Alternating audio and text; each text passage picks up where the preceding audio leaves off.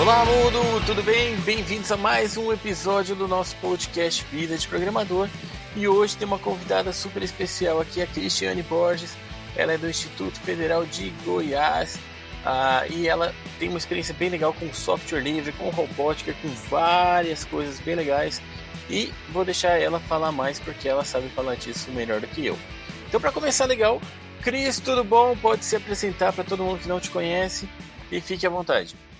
Boa tarde, boa noite, bom dia, sei lá que horas vocês vão ouvir isso aí, né? Meu nome é Cristiane, eu sou professora no Instituto Federal de Goiás, né, lá no campus de Lusiânia.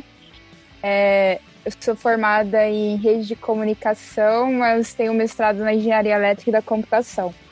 E desde criança eu sempre gostei de desmontar coisas, de montar coisas. Porque, assim, eu sempre achei que isso fosse divertido, né?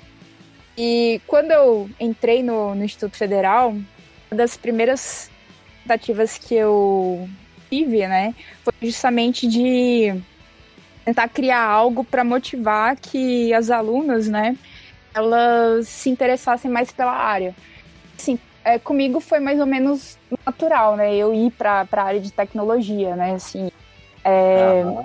Meu avô, ele sempre me incentivou bastante, sempre me ajudou com projetos, né? Mas assim, eu sei que tem muita criança, né? Muita menina, muita adolescente que às vezes perde um pouco essa motivação quando ainda é criança, né? A ideia, quando eu entrei no IF, foi justamente fazer algo, assim, trabalhando, né, com algo que fosse divertido, para incentivar que essas meninas elas também se interessassem pela área assim como eu. Aí surgiu a oportunidade de montar um laboratório de robótica, né? Legal. E Ele é focado nas meninas, é isso? Ele é focado nas meninas, mas ele não é exclusivo para meninas. Então, assim, a gente não tem um clube da Luluzinha lá em Lusiânia. Ah, legal. Muito bom.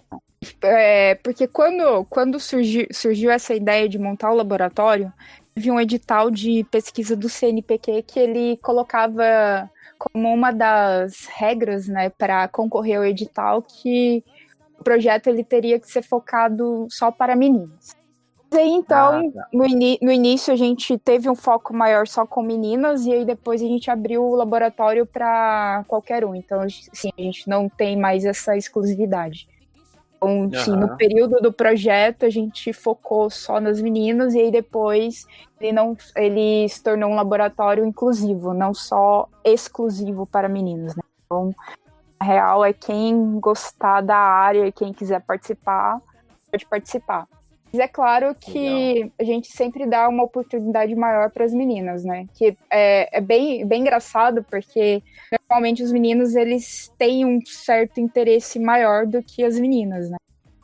Então, até mesmo quando eu comecei com o projeto, e que nessa época que era mais exclusivo, né? Muitos meninos iam lá no laboratório, mas eu queria também e tal. E assim, a procura dos meninos era muito maior. Aí hoje não, hoje a gente já tem que a procura pelas meninas cresceu bastante, né? E acaba que ela, assim, a participação feminina se sobressai, mas não é uma coisa assim que é algo esperado, né? Assim, foi mais ou menos um tempo, né? Ou mais assim também com a cultura, do trabalho, né? Legal. Isso é a partir da cultura dos participantes, né? Bacana. Na minha faculdade, quando eu fiz graduação, numa turma de 44 alunos, 4 eram mulheres só.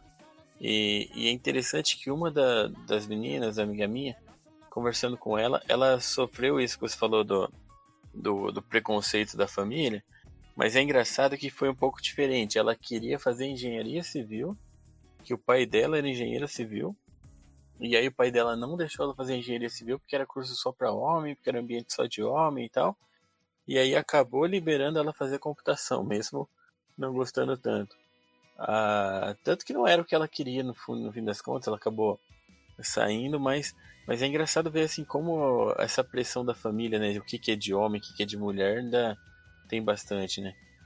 Tem bastante assim, né? Eu tô falando da minha graduação, então faz muito tempo. Foi ontem. Há 20 anos, direto do túnel do tempo. Bom, mas então vamos lá. Vamos dar início aqui ao nosso podcast. Só pra gente começar começando bem. Vamos para aquele momento rápido aqui de leitura de e-mails, certo? Então vamos ler os e-mails que chegaram para podcast@vidadeprogramador.com.br. Se você mandou um e-mail, eu vou ler por aqui. Se eu não li ainda, porque não chegou antes da gravação, no momento da gravação, mas eu vou lendo por aqui os e-mails que estão chegando. Lembrando que no último episódio eu pedi para vocês mandarem sugestões para o nome do quadro. E aí também vão chegar aqui pelo e-mail, a gente vai falar disso depois. Legal? Bom, então vamos lá. Chegaram algumas mensagens aqui, não foram muitas, mas foram praticamente sobre o nome do novo quadro. Eu ia só falar no final, resolvendo falar no final, mas vamos falar agora aqui. O pessoal se manifestou também pelas redes sociais. Não vou ler aqui as mensagens das redes sociais porque a gente sabe que elas se perdem por aí. Mas eu agradeço todo o feedback de redes sociais. Eu gosto muito de quando vocês falam o que vocês estão achando do podcast. Podem continuar falando, que eu continuo lendo, eu agradeço e tal. Mas eu vou ler os e-mails que chegaram. Então, o Sony Santos mandou aqui um e-mail. Olá, programador, parabéns pelo episódio 1, obrigado. Esse podcast tem muito potencial. Beleza, ótimo saber. Espero que eu não estrague como as outras coisas que eu faço na vida. E vamos lá. Quanto ao nome do quadro, de colocar bip no lugar errado, segue minhas sugestões. Censura do Alonso ou edição do Alonso. Abraço, Sony. Um abração, Sony. Valeu, cara. Boas sugestões.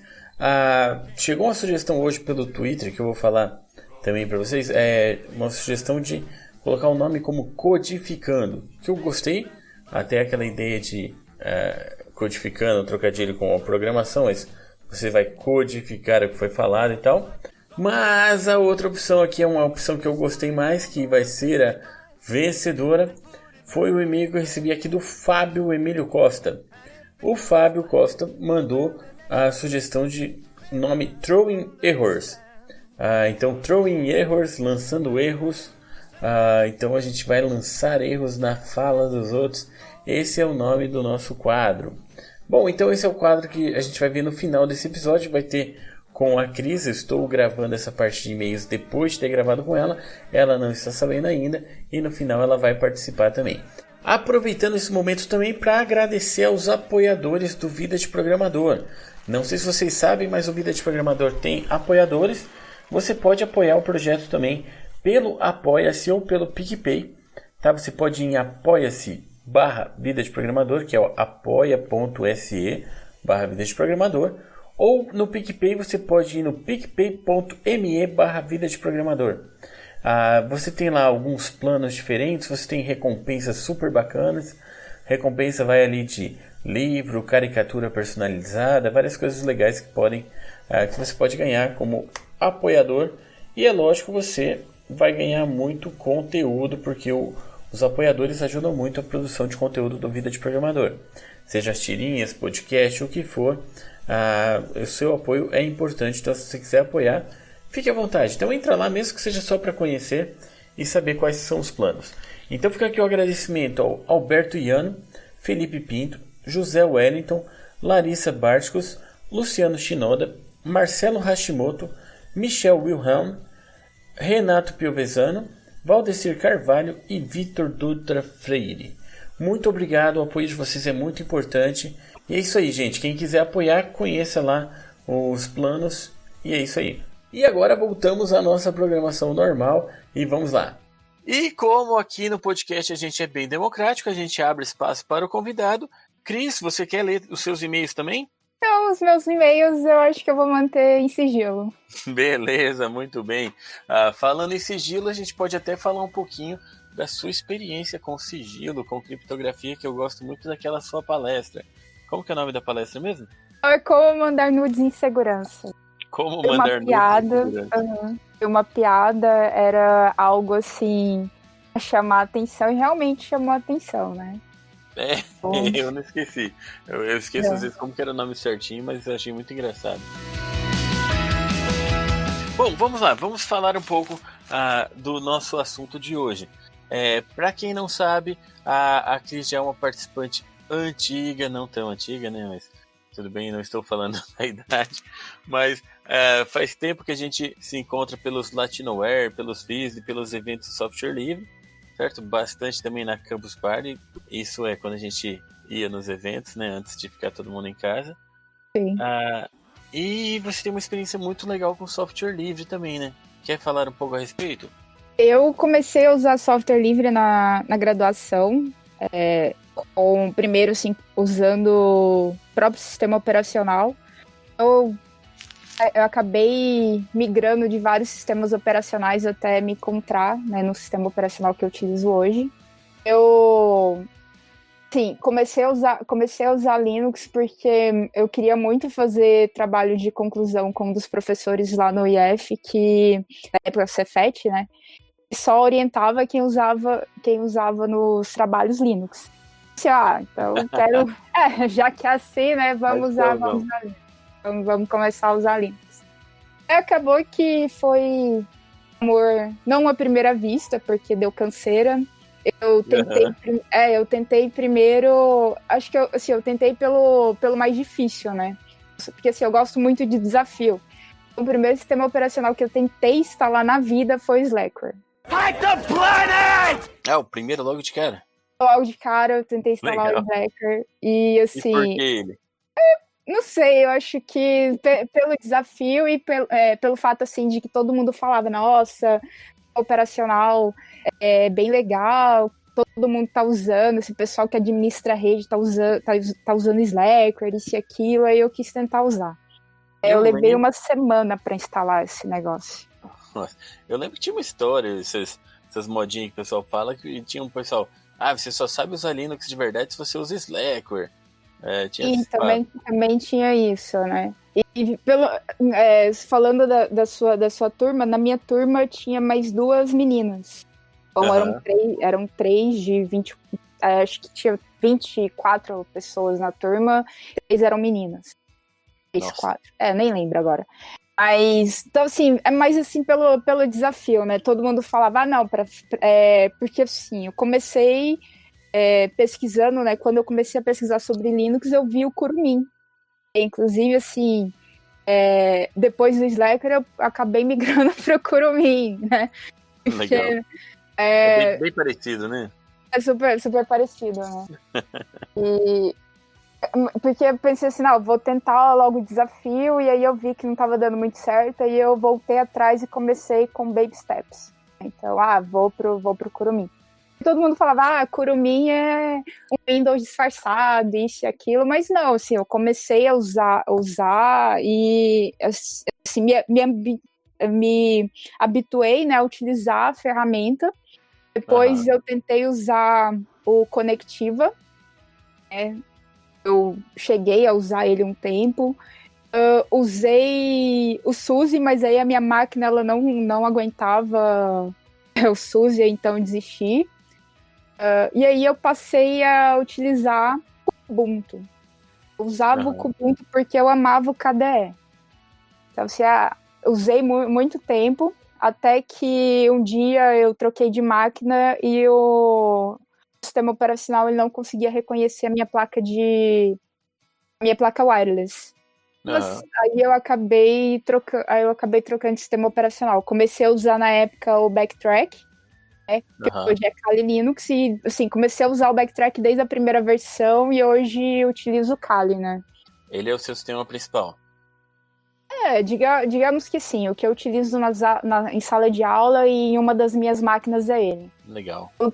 Hoje eu tenho 2 máquinas, aí uma como sistema operacional principal tá ele, né? O Kali, e o outro é um MacBook. O MacBook eu tô utilizando o macOS mesmo. Você se vendeu! Eu acabei me vendendo para Apple. Mas ainda eu utilizo software livre na minha vida, né? A outra máquina ela é 100% software livre. E aqui no Mac eu uso máquina virtual para poder utilizar também Linux na minha máquina. Eu tentei na saudade última do Latinoair. Pois é, eu tentei na última Latinoair colocar o Linux para rodar na minha máquina como sistema operacional hospedeiro, né? Aham. Mas não deu muito certo. O Volney, ele tá me devendo essa. Então, assim, se ele, se ele ouvir o podcast, saiba que na Ele não próxima vai Latinoair ouvir. ele tem que resolver aí o meu problema. Aposto que ele não escuta. Se ele escutar aqui, ó, fala pra ele mandar um e-mail aqui no podcast, no vídeo de programador, que eu mando um brinde pra ele. Mas acho que não, né? Vou Saudades falar aí, pra Volney, ele. abração. Eu chamo ele de Volney, eu acho mais divertido. Ele falou que instalar o Fedora na minha máquina, né? O Fedora Security. Verdade. Chegou a fazer o download da imagem, ficou um tempão lá, mas não conseguiu. Então, meta da próxima Latinoair é sair de lá com o Fedora Security no meu MacBook instalado, tá? Aham, beleza. Faz tempo assim que a gente fala de Linux, software livre. Eu comecei foi quando? Foi em 2000 que eu comecei a usar Linux. Às vezes eu conto essa história que eu acho engraçado, que em 98, 99 era a época do Mirk, né? Foi a primeira vez que eu ouvi falar de Linux. E aí, sabe aquelas conversas sobre Linux? O cara chegou, meu cunhado, meu sei lá quem, né? Ele falou do Linux e tal. Eu falei, o que é Linux? Aí, é um script de IRC muito bom, que é usado pelos hackers. Eu falei, nossa, que legal. Esse era o Linux, segundo o cara, né? Mas aí em 2000, quando eu entrei na faculdade, tinha o laboratório de informática, tinha um laboratório Windows e o laboratório Linux. E o laboratório Linux, tipo em 2000, era muito assim, digamos, mal configurado, era meio largado lá. Era o Linux AIX da IBM. E aí eu comecei a usar porque ninguém usava aquela sala, ficava mais tranquilo de ficar lá, né? Aí eu comecei meio nerd pesquisando a respeito, só que eu comecei pelo Debian, né? Eu não comecei pelo Slackware. Comecei pelo Debian. Em 2002 eu botei o Debian na minha máquina. A era do Dual Boot ainda, ficava tentando convencer todo mundo a usar Linux também. E aí fiz umas coisas bem legais com o Debian. E aí em 2005 eu comecei a usar o Ubuntu. E pronto, estou no Ubuntu até hoje. A minha história sobre distribuições é mais curta. Mas eu já testei algumas, mas eu nunca tive muita paciência ficar testando muitos, não. Eu lembro dos Installfest que a gente fazia, que a gente ficava testando as distribuições diferentes, e tinha um maluco que aparecia que ele sempre queria instalar as distribuições mais desconhecidas para os novatos. Não, tem essa distribuição aqui, que ela é boa, que não sei o que. Né? Aí a gente, não, instala o Ubuntu, senão o cara não vai saber usar. Bem essa história. Mas beleza. Vamos puxar um pouco então para o seu trabalho com robótica, que eu acho bem divertido. O que você vê assim de vantagem do Linux para essa parte de robótica? Na real, assim, não só o Linux, mas qualquer tipo de ferramenta livre, né? Você consegue ter um domínio maior sobre os projetos, né? A gente lá no laboratório tem 2 kits Lego, mas a gente acaba deixando eles para as crianças usarem, né? Assim, crianças... Mais introdutório. A gente tá com um projeto também de ensinar robótica para os filhos dos servidores, né? Então, crianças lá de 8, 9 anos, elas também assim, são inseridas lá no mundo da robótica, né? E aí, para eles, é mais fácil a gente inserir através do Lego, né? Sim. Mas ali, para os meninos que estão no técnico, a grande vantagem de você mexer com ferramenta livre, né? Você mexer com o próprio Arduino, né? Você tem uma gama de projetos que é imensa, né? Você não fica amarrado à tecnologia. Porque quando você vai montar algum tipo de projeto, no Lego, por exemplo, você fica amarrado, eu preciso de um motor para fazer essa rodinha rodar. Isso aí é assim, se você não tiver um motor sobressalente, você tem que fazer a compra de um outro motor. Mas assim, quando a gente está trabalhando lá no laboratório, a gente usa motor de impressora antiga, motor de carrinho. Legal. Então acaba que a gente reaproveita um monte de coisa. Aham. E aquilo assim que às vezes você olha assim, não, vou jogar isso fora, eu levo tudo pro laboratório. E aí eles sempre legal. arranjam uma utilidade para aquilo.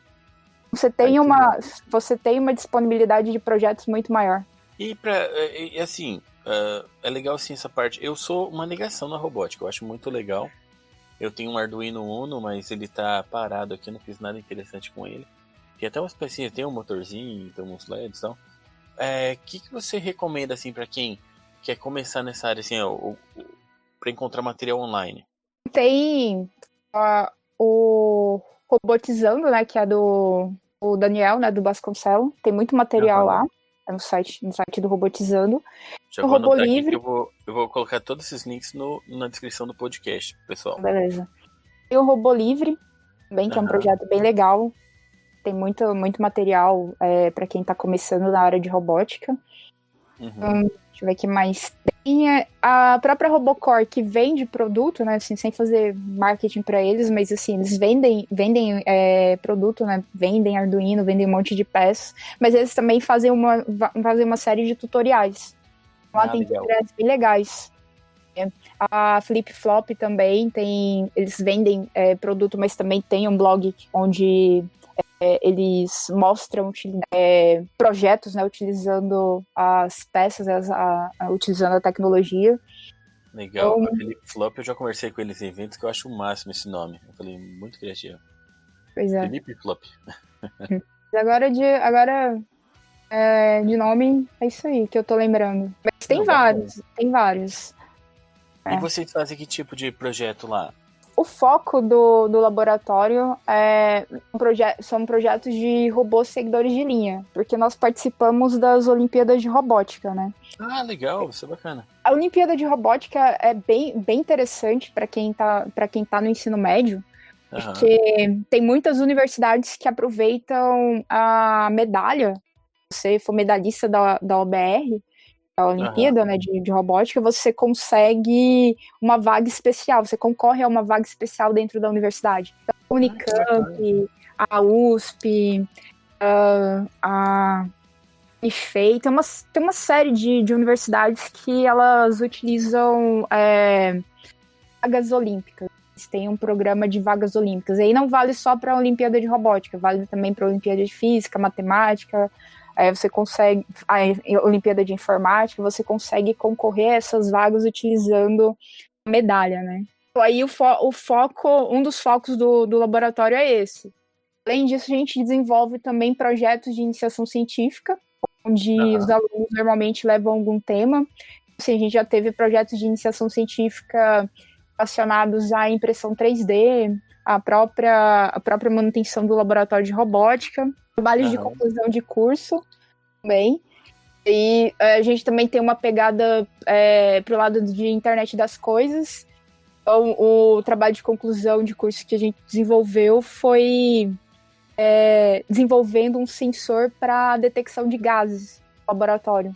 Legal, muito bom. Então, aí tem essa vertente do laboratório também, né? Então a gente trabalha com a Olimpíada de Robótica, projetos de iniciação científica e os projetos de conclusão de curso. E atualmente, né, a gente estava meio parado, né, por causa da pandemia.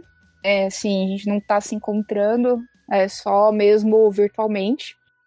E daí surgiu a ideia, como o Movimento Maker ele começou a divulgar assim, projetos relacionados à criação de EPIs para distribuição para profissionais de saúde. A gente teve a ideia também de desenvolver as face shields. Então a gente está imprimindo lá no laboratório as máscaras, né, para doação para profissionais de saúde da região. A gente estava com 2 impressoras 3D paradas.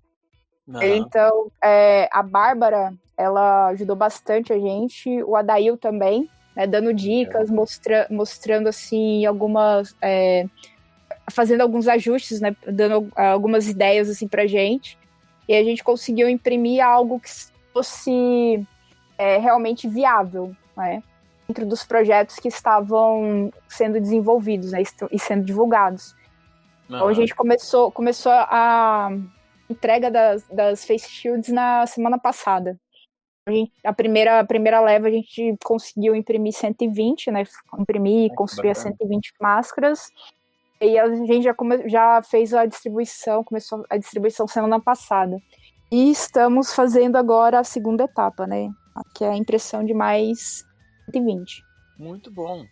Isso é muito bacana. Eu fico divulgando essas coisas assim de trabalho com impressão 3D, robótica, que é o que eu gosto bastante, mas eu tenho uma certa preguiça de fazer.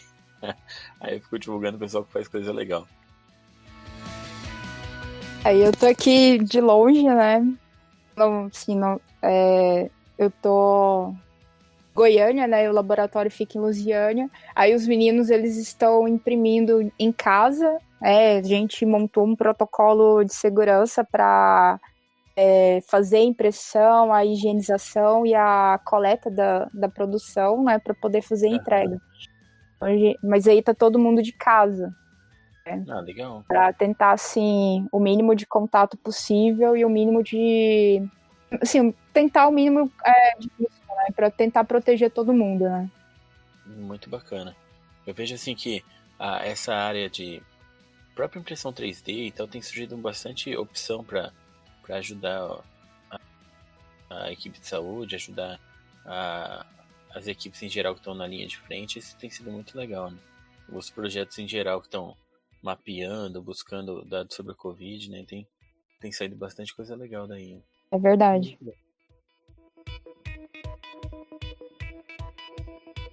Bom, então vamos falar um pouco dos eventos de software livre, que a gente tem uma experiência boa com isso.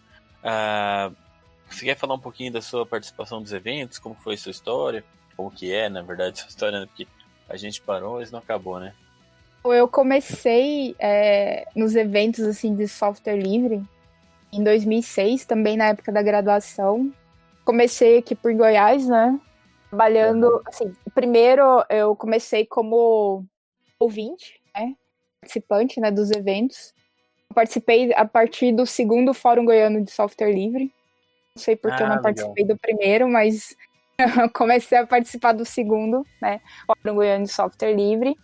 E comecei a participar também do FliSol. Então, bacana. Fui como participante, né, no primeiro ano. E aí, no segundo ano, eu já estava como voluntário. E depois disso, eu nunca mais saí de lá, né? Então, sempre trabalhando, sempre ajudando como voluntária, como participante, como palestrante nos eventos de software livre. O primeiro contato fora, assim, de Goiás foi no FISLI. O primeiro evento fora de Goiás que eu fui foi o FISLI, em 2011. Lá eu conheci o Palmieri. Inclusive, eu não conhecia a Latinoware. E foi até engraçado que eu tava passando, ele me entregou um pinguim daqueles de pelucinha. Não sei se você tem ele. Porque, não tem. Eu tenho, eu acho que eu tenho uns 4 pinguins daquele de pelúcia. Olha só. Que eles sempre levavam para os eventos para divulgar, né? Aí ele me deu o pinguim, né? E foi falar, né, do evento tal, da Latinoware, que era em Foz. E eu já tinha ido em Foz 2 vezes, mas nunca tinha ido pra Latinoware. E nesse mesmo ano, né, em 2011, eu fiz, vou lá também pra conhecer, né, já que eu tô indo pros eventos fora, né, vamos pra Foz. Aí foi realmente amor à primeira vista, né, então comecei em 2011 indo lá. Em 2012 eu já fui pra Latinoware como palestrante. E desde então, sempre participei da Latinoware como palestrante. Então, dei a primeira palestra em 2012, de lá para cá, sempre indo para a Latinoware como palestrante. Para mim, é uma honra muito grande, né? Eu amo a Latinoware. É um evento, assim, que meio que mudou minha vida, né? Grande parte assim, dos meus amigos eu fiz na Latinoware. Eu sou muito grata ao evento por isso. Fora que Foz é maravilhosa, né? Tô morrendo de saudade de ir pras cataratas. Não, é muito legal mesmo. A Latinoware, é engraçado que a primeira Latinoware que eu fui não foi em Foz. Eles fizeram uma vez uma edição especial em Curitiba. E aí foi a que deu certo de ir. Aí eu lembro como foi para Curitiba. Eu sei que eu fui, fiquei na casa do primo da minha esposa e tal. Deu certo de ir, porque eu queria fazer um mini curso que tinha lá. Aí, isso faz muito tempo, foi 2006, 2008, alguma coisa assim.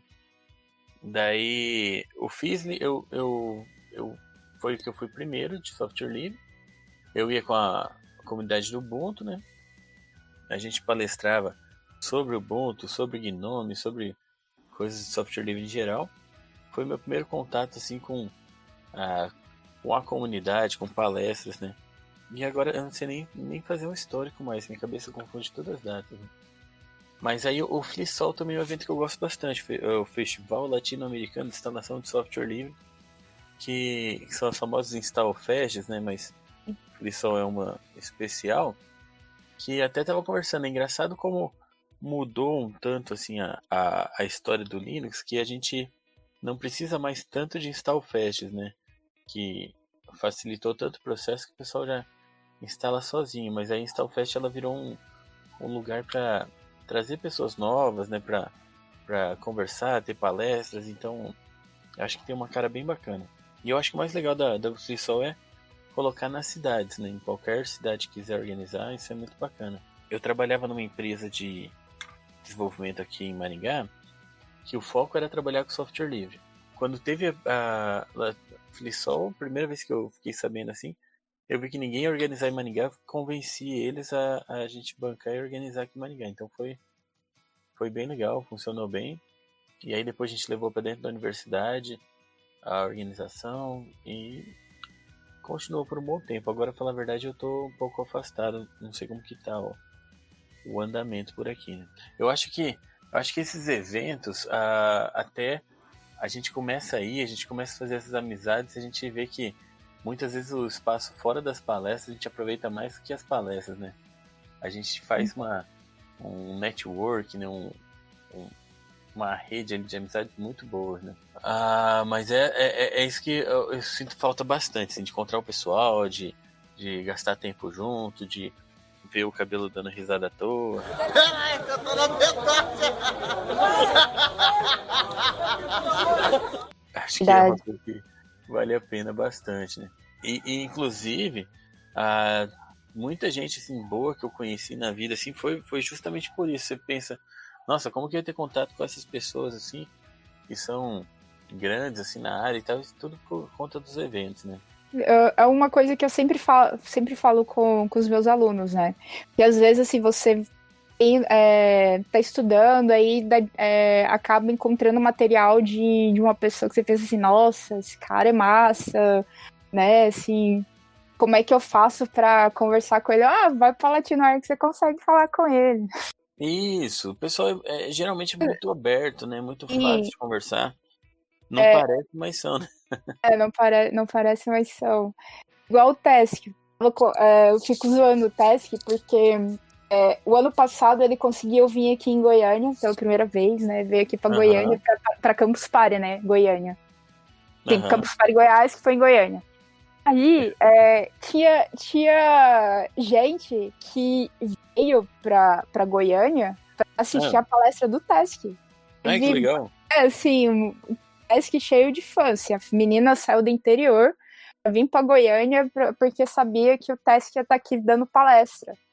Assim, e eu acho isso incrível, né? Porque o pessoal pensa assim que quando a gente tá lá, pelo fato assim de estar dando palestra, de estar indo em evento grande, assim, nunca vou conseguir falar com essa pessoa, mas não, assim, bem, assim, pelo menos com esse pessoal que anda com a gente, né, é super tranquilo, assim, você vê que o pessoal gosta de conversar, de trocar ideia, de passar, né, assim, aquilo que a gente sabe, né? Um pouco assim daquilo que a gente sabe. E para quem não conhece o Lucas Teske, com certeza eu vou convidar ele aqui também, porque tem umas conversas muito legais com ele, assim, que eu vejo conversando. Tanto que eu considero ele um dos caras mais inteligentes que eu conheço. Numa das Latinoware, a gente tava uma hora assim de café, sei lá onde a gente tava, não lembro se era no hotel, se era lá na Tina.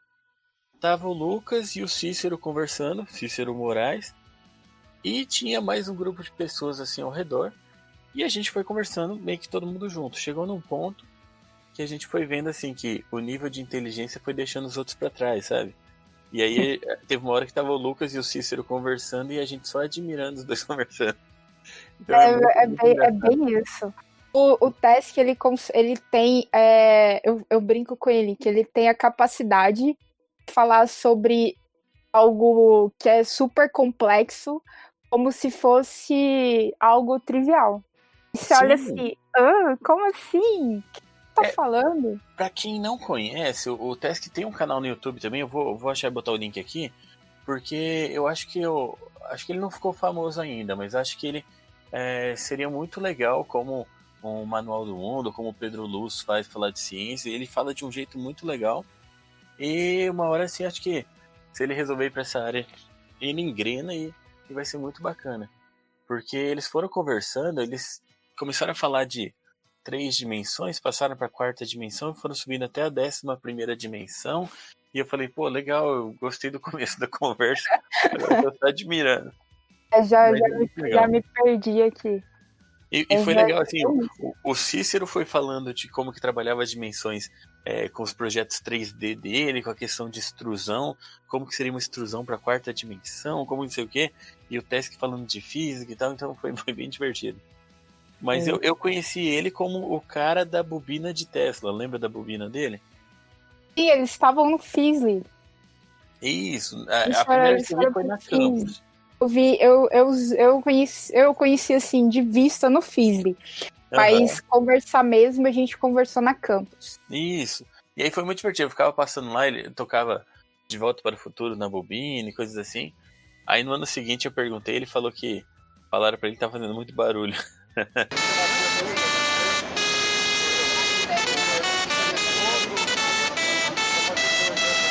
Eu sempre fico meio que com medo de andar perto do Tesk, porque sempre tem alguma novidade meio monstruosa. Me dá medo ficar perto dele. Inclusive, teve Ainda mais agora hackeando o satélite.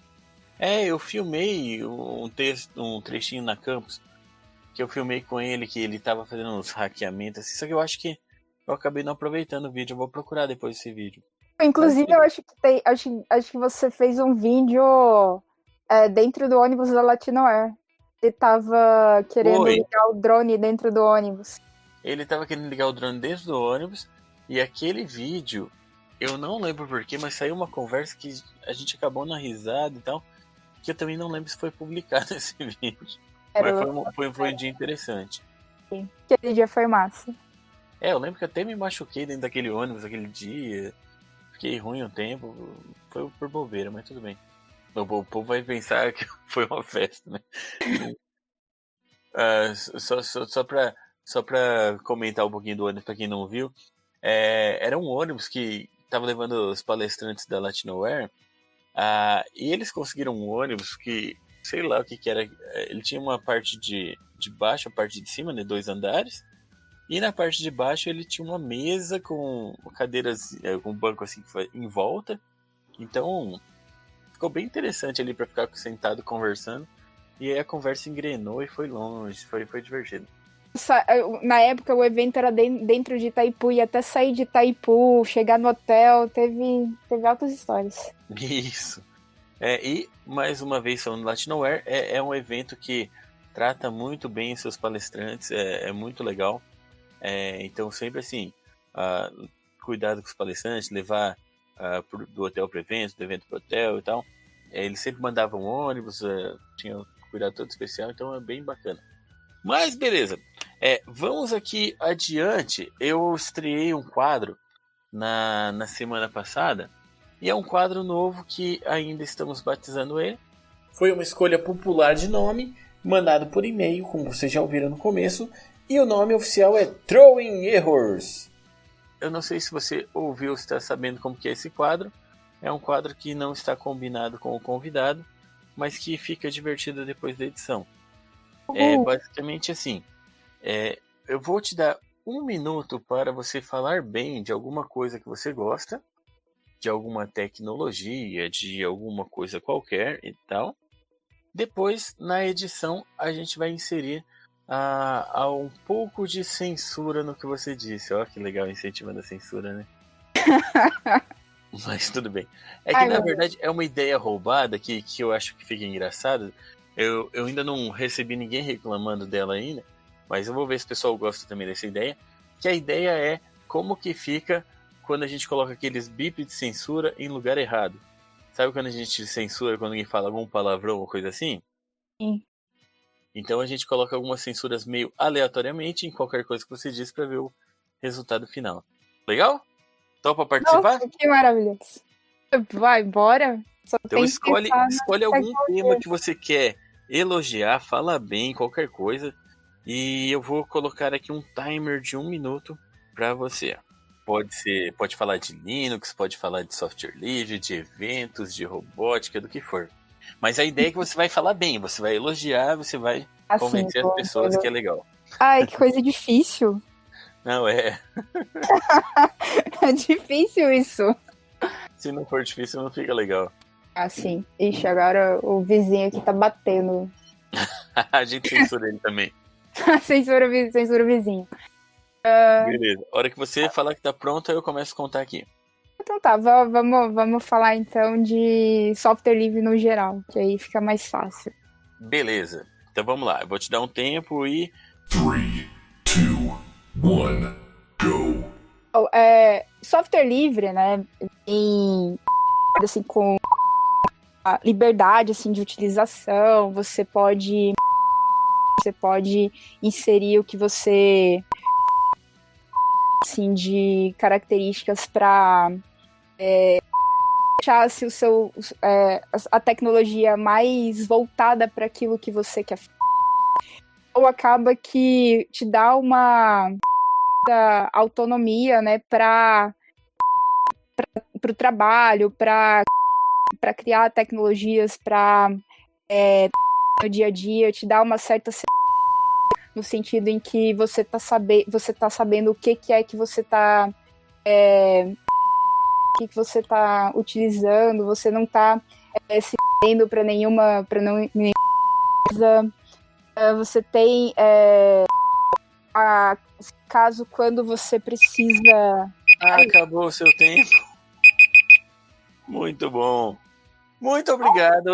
Foi muito legal. Assim, a gente vai saber só depois da edição como vai ficar. Vai ficar maravilhoso. Espero que sim.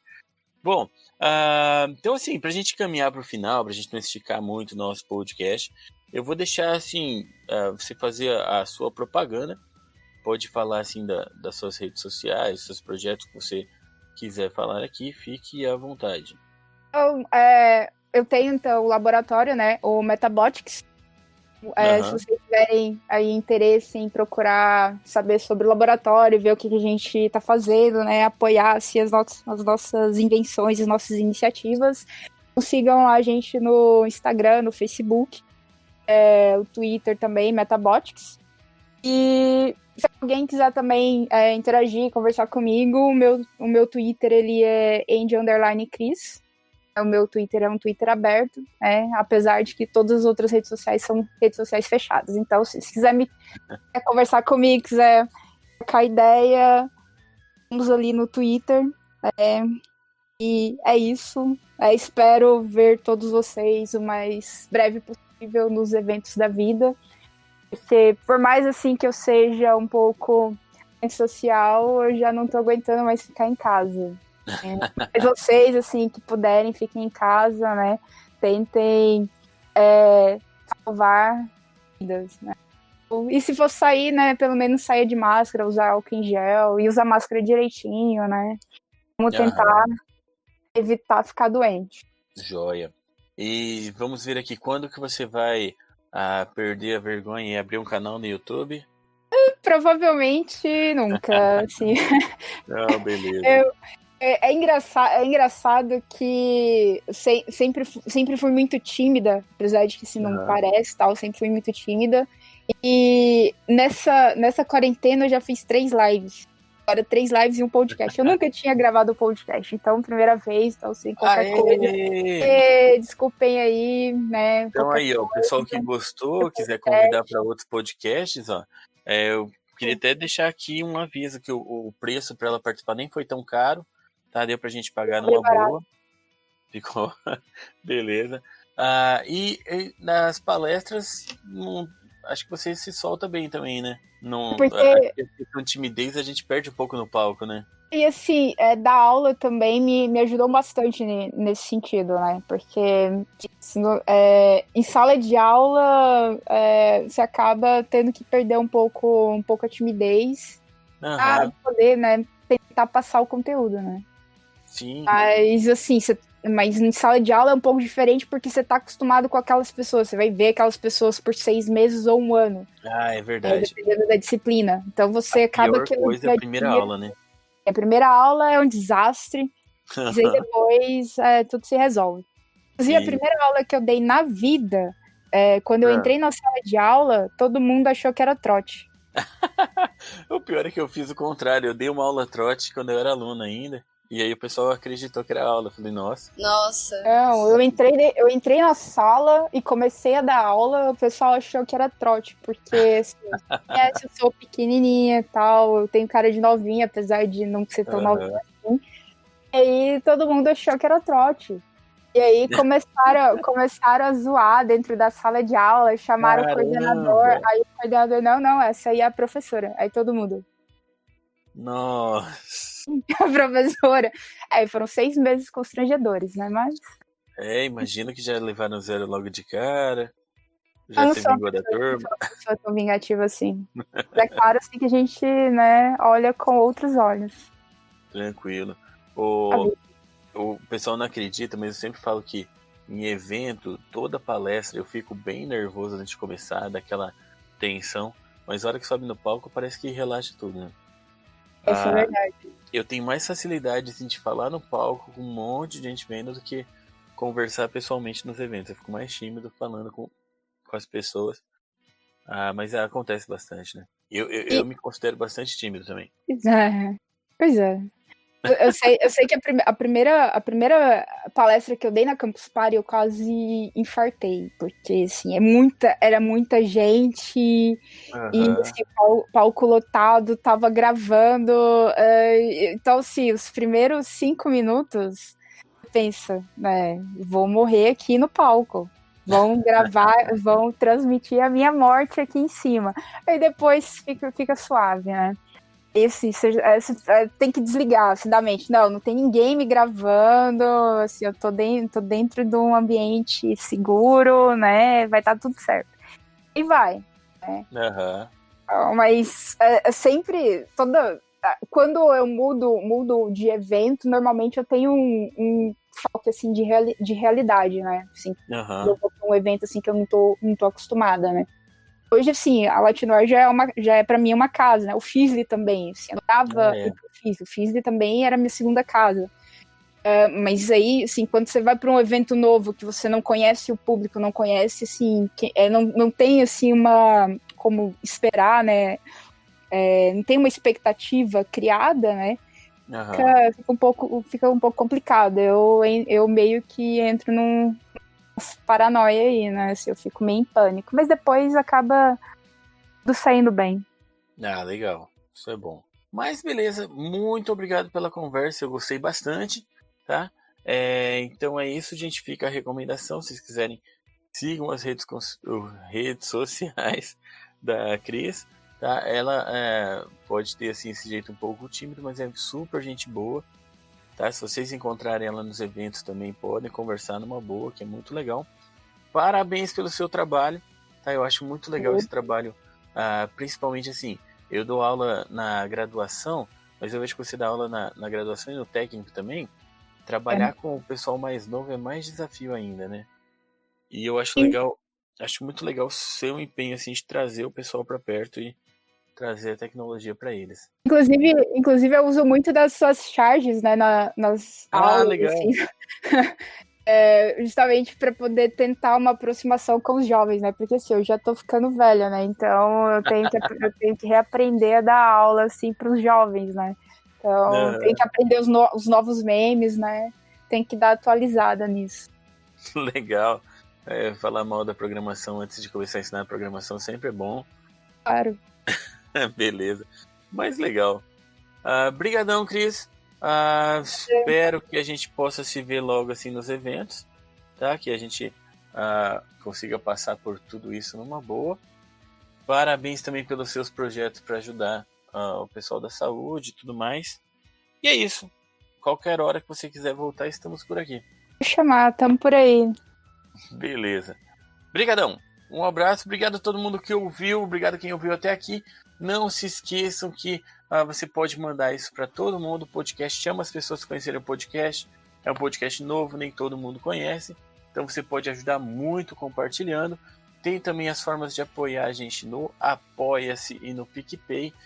Tem o link na descrição, mas é apoia-se/vida de programador. Você pode também apoiar esse trabalho. Legal? Brigadão para todo mundo. E é isso, até o próximo episódio. Um beijo no coração. Tchau, tchau e tchau. E até mais. Tchau. Tchau. Pronto, aí agora eu paro de gravar.